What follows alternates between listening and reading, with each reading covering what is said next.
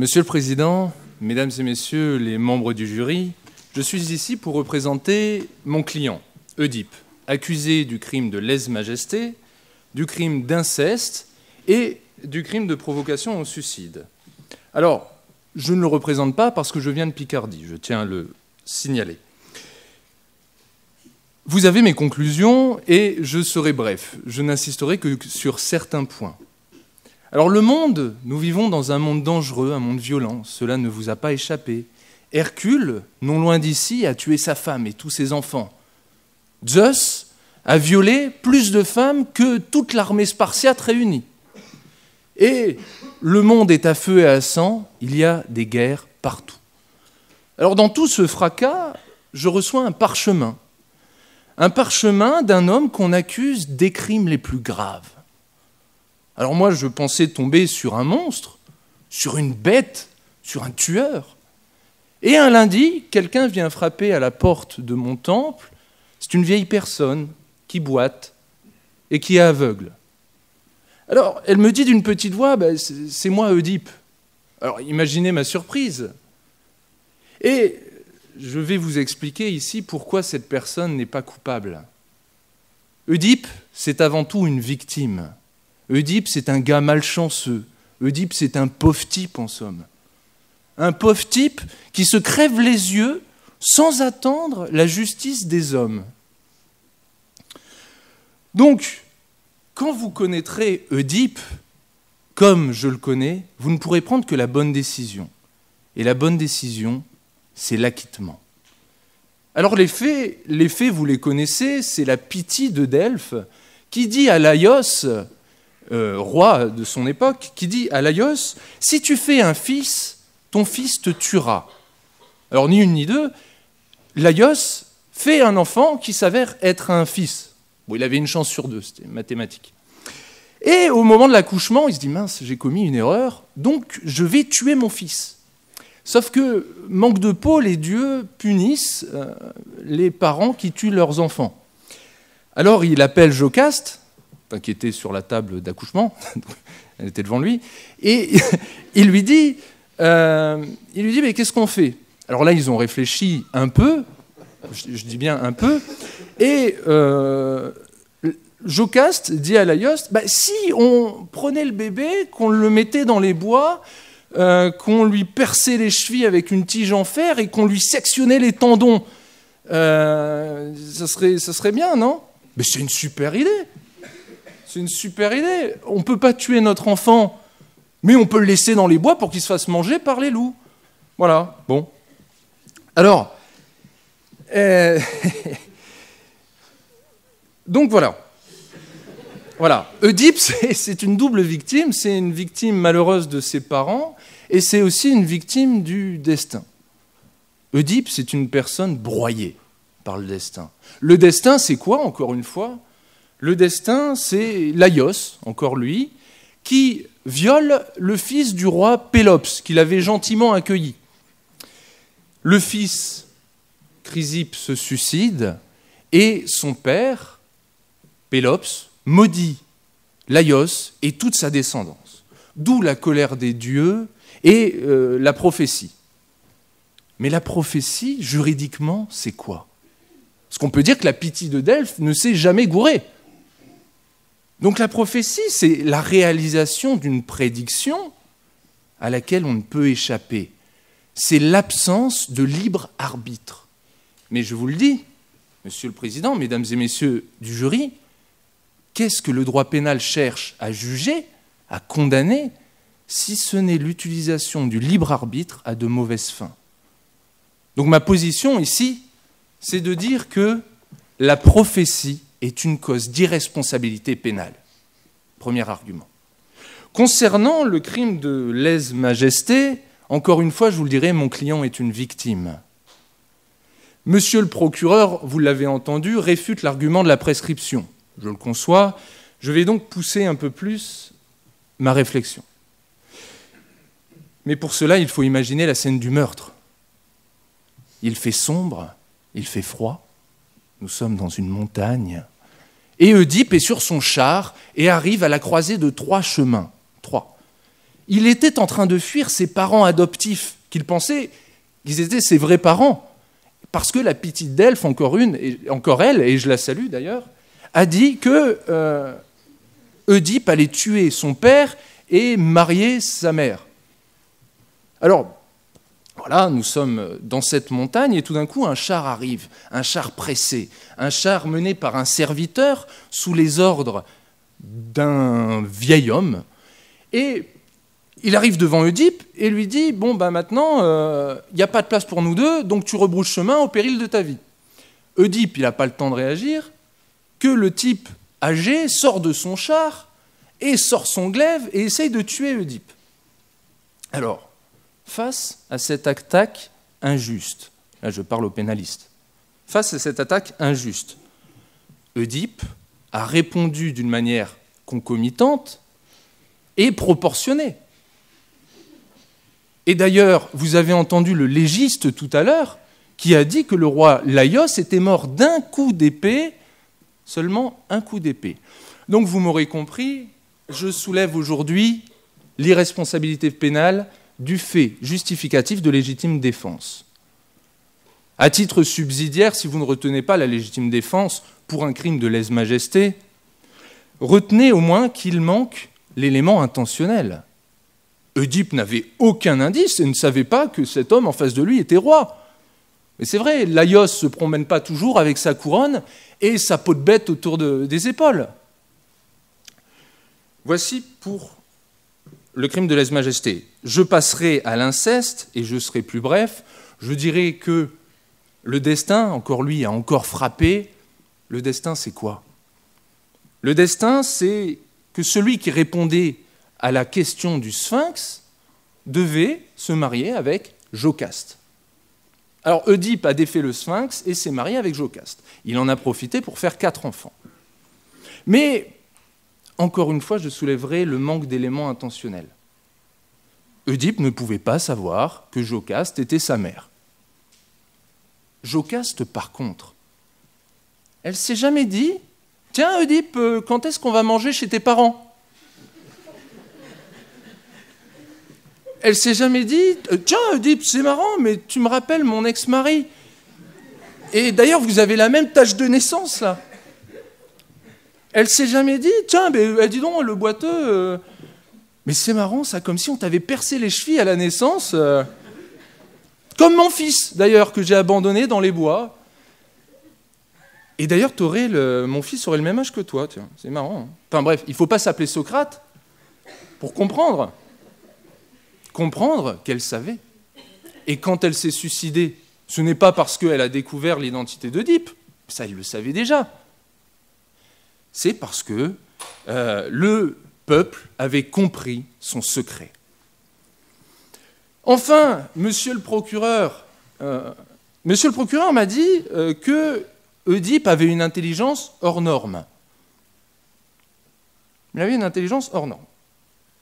Eh bien, il m'a dit, oui, il a répondu au Sphinx, ça veut dire qu'il est très intelligent, donc il savait pour sa mère, il savait pour son père. Laissez-moi vous dire, monsieur le procureur, que vous savez très bien que celui qui répondait mal au Sphinx était tué. Donc la seule personne qui connaissait la question, c'était Oedipe. Et si la question n'était pas si compliquée que ça? C'est une possibilité. Et si, en fait, Oedipe avait tué la bête pendant son sommeil? C'est aussi une possibilité. Donc rien ne prouve que Oedipe était l'homme le plus intelligent de la cité. Et j'irai même plus loin. Jocaste, au bout de 20 ans, elle lui dit « Tiens, en fait, je vais te raconter comment mon mari est mort. Mon ex-mari est mort. Il a été tué à la croisée de 3 chemins par une nuit sombre et froide, par des bandits. » Et Oedipe, vous croyez qu'il avait compris? Ben non, elle a dit « des bandits ». Elle n'a pas dit « un bandit ». Et d'ailleurs, Oedipe, c'est pas un bandit, c'est ce qu'il m'a dit. Enfin bref, il y a cette histoire de prophétie et Oedipe aurait très bien pu marier une femme un peu plus jeune, hein, pour éviter de marier sa mère, tout simplement. Mais je sais que la justice des hommes que vous représentez aujourd'hui ne juge pas le manque de jugeote. Et ma conclusion sera celle-ci. L'heure bien sûr, et grave, avec ce procès fleuve qui dure depuis des semaines. Et on risque de parler encore de ce procès pour des siècles et des siècles. Je vous le demande, Monsieur le Président, et Mesdames et Messieurs les membres du jury, ne condamnez pas un homme pour son manque de réflexion. Ne condamnez pas un homme pour son manque de chance. Ne rajoutez pas du drame au drame. Mes derniers mots iront pour la fille d'Œdipe, que vous connaissez tous, Antigone. S'il vous plaît, ne privez pas Antigone de son père, car Dieu seul sait comment elle pourra réagir. Merci.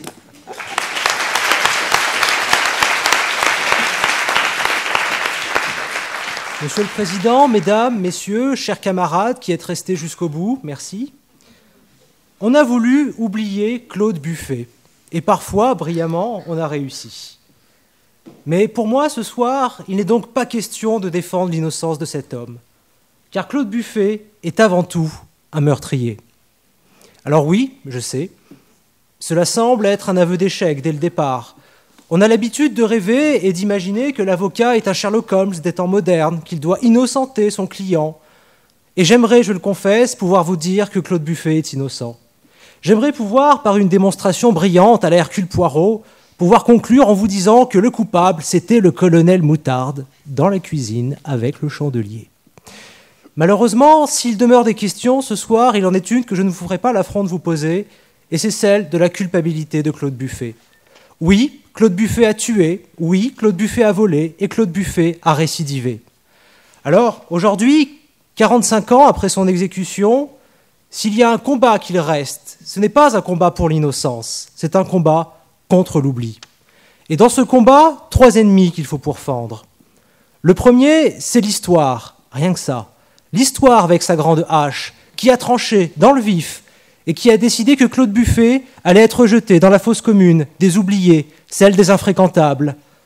Car lorsque l'on se rappelle de cette affaire, ce n'est pas de Claude Buffet que l'on se rappelle, c'est de Roger Bontemps, son complice malheureux, Roger Bontemps, ce petit voleur à la tire, qui fut entraîné dans une escapade, dans une évasion parfaitement grotesque, ratée, qui les mena tous les deux à l'échafaud. Lorsqu'on se souvient de cette affaire, on se souvient de l'avocat de Bontemps, un jeune homme nommé Robert Badinter, qui fut traumatisé par cette affaire et qui jura qu'à l'avenir, il ne laisserait plus jamais la veuve lui voler un autre client. Alors voilà, à Buffet, on a dérobé son propre procès. Et pourtant, la vie de Buffet est une vie exceptionnelle. Pourtant, sa vie fut une bénédiction pour tous les journaux de l'époque. Des vols, des meurtres, du sexe, de la violence, des guerres coloniales, des aveux fracassants. Dans l'affaire Buffet, il y avait tout, à boire et à manger. Et pour les canards de l'époque qui ne se trompèrent pas, Buffet, c'était à volonté.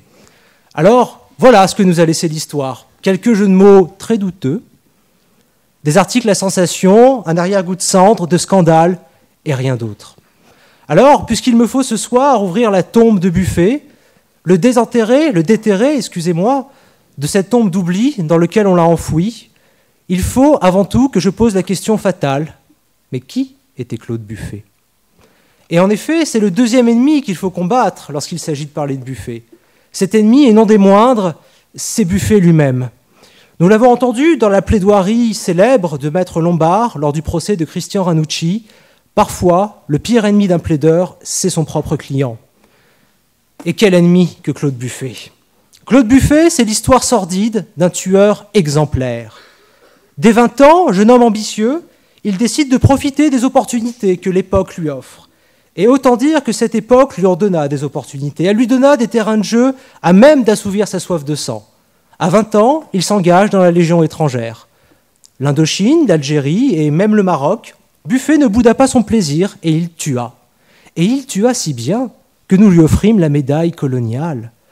Preuve, s'il en était, que le meurtre ne se définit pas tant par la mort d'un homme que par la nationalité de ceux qui sont de part et d'autre du fusil.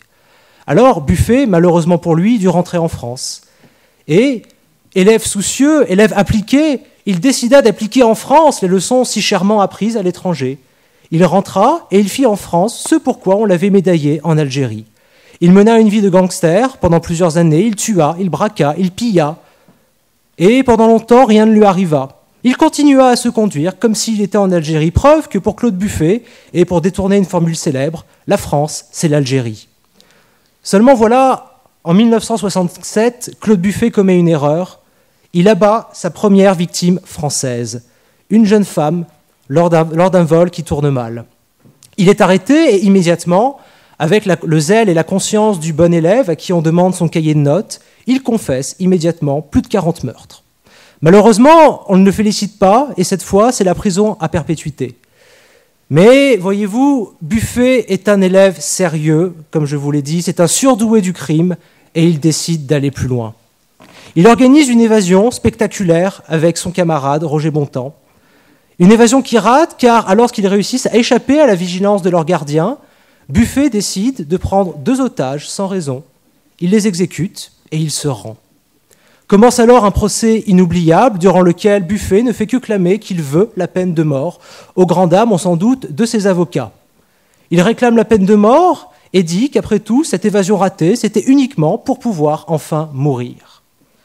Un miracle s'accomplit alors. Pour la première fois, Buffet est entendu, Buffet est compris, et en novembre 1972, on lui tranche la tête. Alors, cela ressemble à une bien mauvaise blague. Lorsque l'on parcourt la vie de Buffet, ce qui choque, c'est sa polyvalence. Tueur tout-terrain, Buffet est aussi à l'aise sur le sol argileux du Maroc que sur les pavés glissants du bois de Boulogne. Buffet, c'est avant tout, vous l'aurez compris, la constance d'une vie passée dans le crime, avec une question, pourquoi ne l'a-t-on pas arrêté avant ?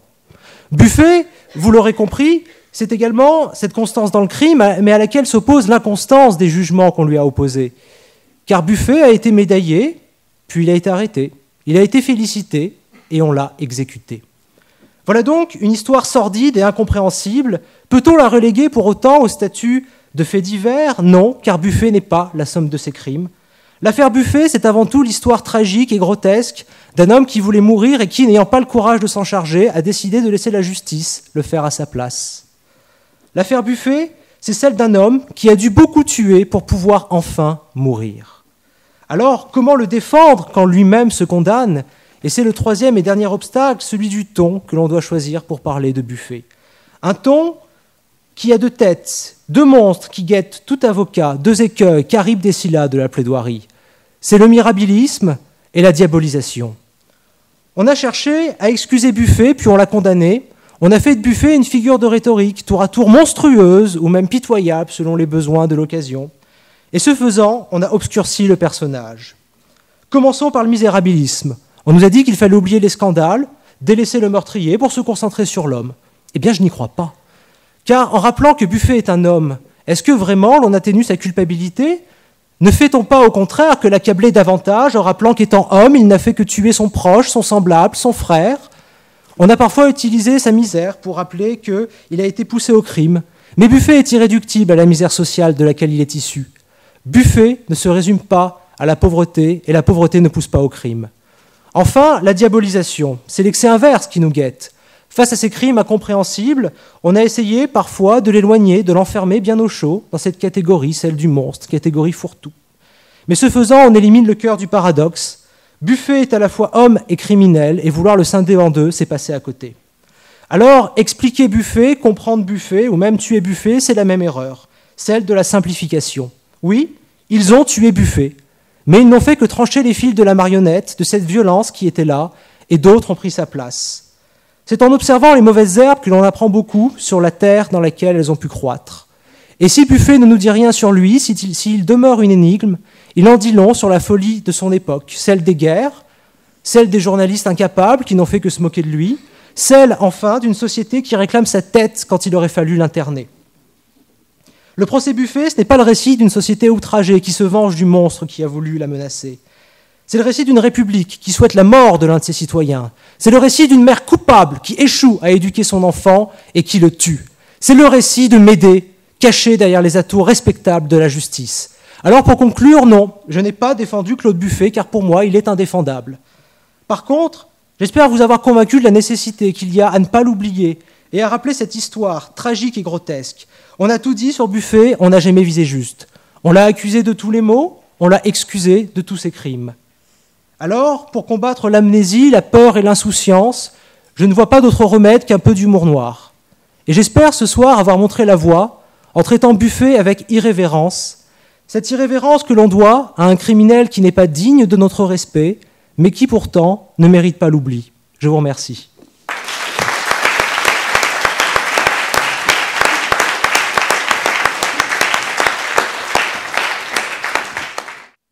Mesdames, Messieurs les membres du jury, Mesdames, Messieurs, alors que s'achève son procès en révision, écoutez la défense du maréchal Ney, du brave des braves, du Rougeau, comme on l'appelait dans les rangs, du prince de la Moscova, du duc d'Elchingen. Mais arrêtons là la litanie des titres. Comme le disait un de ses contemporains, la partie tête vaut mieux que la particule. Et quelle fut-elle, cette tête, brûlée par les grandes idées du siècle, le souffle de tant de canons et finalement ses ennemis? Car c'est là la tragédie de Michel Ney, celle d'avoir incarné comme tant d'autres la fougue de la Révolution et finalement les atermoiements qu'en vint la victoire de la réaction. Lorsqu'elle eut sa victoire, cette réaction, oubliant le sang versé, les drapeaux portés au nom du peuple et les batailles gagnées pour protéger nos fils et nos compagnes, la réaction qui n'était que sujétion, asservissement, vassalité, joug, la réaction qui n'était que révérence, baise-main et courbette. Cette réaction condamna à mort cet homme sans qu'aucune révision n'intervint depuis. J'entends révision officielle, loi ou jugement, et non plaque, fleur ou statue, elle fane, elle rouille ou elle s'érode, sans qu'aucune révision officielle n'intervint et vienne laver l'honneur de cet homme souillé au mépris des lois et de sa vie.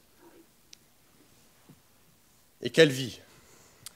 Fils d'un modeste tonnelier lorrain, parlant français, parlant allemand, ayant dans les veines du sang du Rhin, de Hollande, c'est pourtant pour le roi de France que Michel Ney s'engage, et ce n'est finalement que pour la Révolution, et plus tard l'Empire, qu'il portera les armes.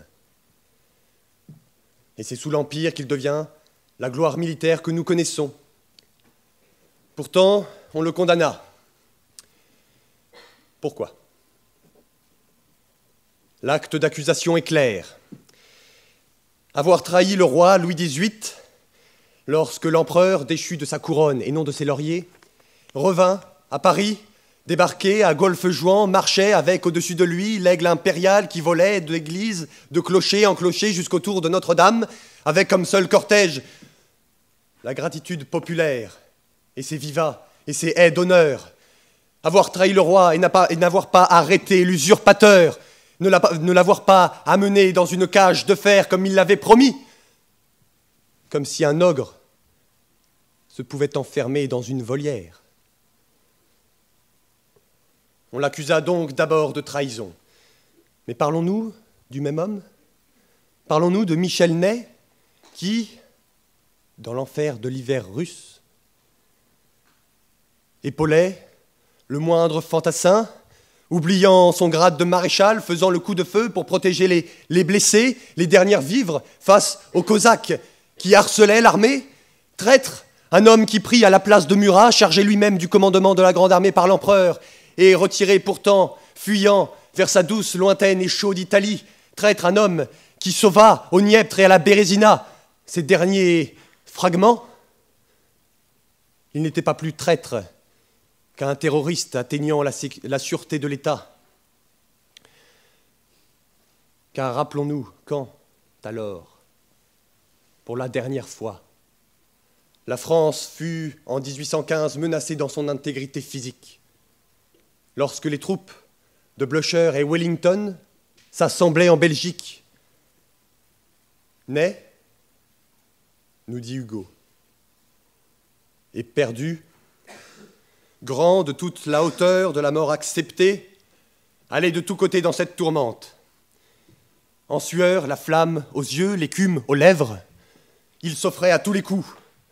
Il eut son 5e cheval tué sous lui. Il allait, l'épaulette à moitié coupée par un coup de sabre, l'uniforme déboutonné, la plaque de grand aigle bosselée par une balle. Il criait à Drouet d'Erlon, « Est-ce que tu ne te fais pas tuer, toi ? J'aimerais que tous ces boulets anglais m'entrassent dans le ventre. » Tu étais réservé à des balles françaises. Infortuné. La bataille perdue, malgré le passeport que lui propose Fouché. Ney ne fuit pas la patrie pour laquelle il se battait. Que gagnerais-je au retour de Louis XVIII ? D'être fusillé comme déserteur.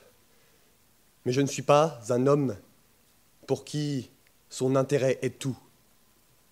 Je dois la vérité à ma patrie. Il resta et fut confronté à cette accusation dans la bouche du procureur général Bellart. Si Ney aurait pu trahir le roi avant, il l'aurait fait. Il y était préparé. Voici pourquoi, si l'éloquence est un Bellart, Bellart n'était pas l'éloquence. Cette accusation, nous ne la retiendrons pas. Dans la bouche du duc de Broglie, que l'on ne peut pas soupçonner de sympathie républicaine ni même impériale, je ne vois pas, dans les faits justement reprochés au maréchal, ni dessein de trahir, ni volonté de dissimuler. Il est parti sincère et est demeuré fidèle jusqu'au bout. Pas de préméditation. Finalement, et contre toute attente, le 6 décembre 1815, la Chambre des Pairs condamna Michel Ney. Les pairs, ce jour-là, non contents de se considérer supérieurs à leurs égaux, se crurent supérieurs aux lois. Car le 3 juillet 1815, lors de la capitulation de Paris, le maréchal Davout, sur ordre du gouvernement provisoire, avait conclu avec les occupants Wellington et Blücher la capitulation et cette convention dont l'article 12 prévoyait ce qui suit. Tous les hommes qui se trouvaient dans la capitale ne seront inquiétés en rien ni recherchés en rien quant à leur comportement, à leurs opinions politiques ou à leurs fonctions qu'ils ont ou auraient occupées. Mais cette convention fut oubliée, de même que la justice. Convention et justice avaient fait trop de mal à la monarchie. Pourtant, apprenant sa condamnation, le maréchal ne pleura pas. Pleurer ? Ah non, non, cela jamais, car ce serait trop laid si le long de ce nez une larme coulait. Des pleurs, il y en eut. Sur les murs où fumaient encore les balles qui ne le traversèrent pas, et sur ces murs, avenue de l'Observatoire, on pouvait lire alors, si l'on s'y promenait, « Ici est mort l'Achille français, mort, ajouterai-je, comme il avait vécu, droit au cœur. » Mesdames et messieurs, cet homme, sûr de son seul talent, riche de son seul courage, ce fut la bravoure devant le feu, ce fut la fidélité sans l'aveuglement, ce fut l'obéissance et non la caution, l'engagement et non la compromission, ce fut la défense et non l'atteinte, la sûreté et non la trahison, ce fut l'impulsion et non la préméditation, ce fut le maréchal Michel Ney, le maréchal Ney accusé, le maréchal Ney fusillé, le maréchal Ney condamné, mais le maréchal Ney ce soir, mesdames et messieurs, si vous le voulez, lavé comme cette feuille blanche de toutes les traces du déshonneur.